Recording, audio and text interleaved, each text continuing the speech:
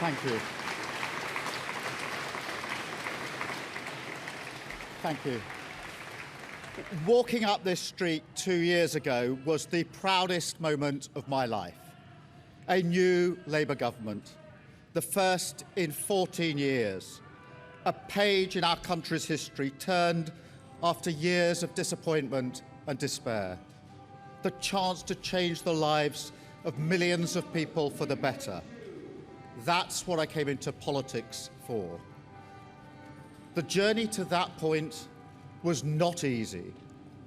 6 years ago, I inherited a Labour Party that was politically, financially, and morally bankrupt. I was told time and time again that my party was finished, that we were consigned to history, that a majority at the general election, let alone a landslide majority, was impossible.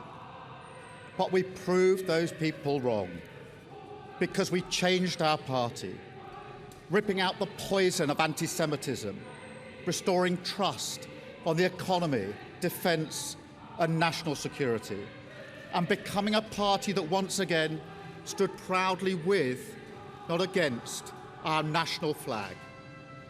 The hard work of change was with a singular purpose, not power for power's sake, but to change Britain for the better, to build a fairer country with dignity and respect, where everyone is seen, everyone is valued, wealth and opportunity for all, not just the privileged few.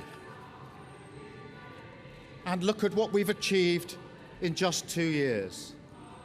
An economy that is stronger, growing faster than our peers, wages rising faster than inflation in every single month since we came to power, investment secured, infrastructure being built, an end to austerity, with the fastest fall in NHS waiting lists for 17 years, the biggest improvement in rights for workers and renters in a generation, the biggest uplift in defence spending since the Cold War, small boat crossings falling, asylum hotels closing, protecting young people from social media, and 500,000 children being lifted out of poverty because of the choices that I made.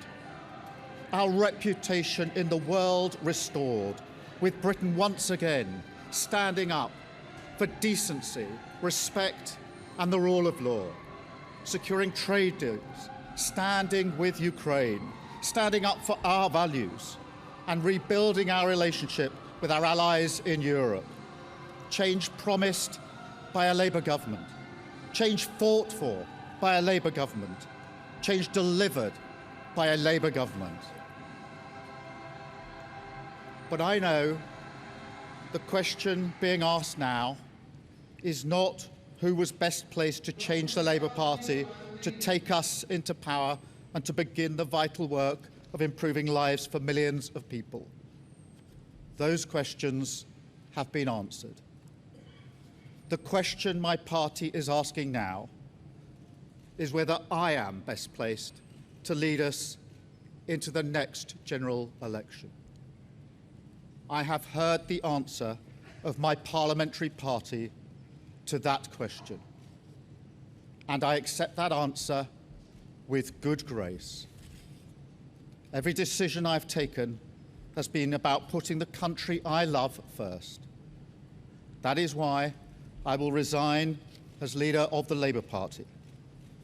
I have spoken to His Majesty the King this morning to inform him of my decision. I will ask the National Executive Committee of the Labour Party to set out a timetable with nominations opening on the 9th of July and completed by the summer recess. In the case of a contest, this will ensure a new leader is in place before Parliament returns in September. I will remain in post as Prime Minister until the contest is complete, and I will do everything I can to ensure an orderly handover of power. I will also give my successor my full and unequivocal support, knowing that they will inherit a Britain that is far stronger and fairer than the one I inherited 2 years ago, better prepared for the challenges ahead, and better able to ensure the Labour Party secures a second term in office. I want to thank all of those friends and colleagues who have been at my side for these past 6 years or so, for their incredible commitment, service and support.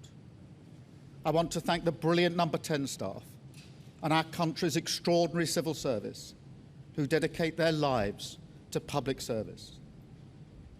And when I leave the biggest job in the country, I shall spend more time on the most important job, being the best husband I can to my fantastic wife, Vic, who has been a rock by my side through good times and bad, and being the best dad I can to my beautiful children, who are my pride and my joy. Thank you very much.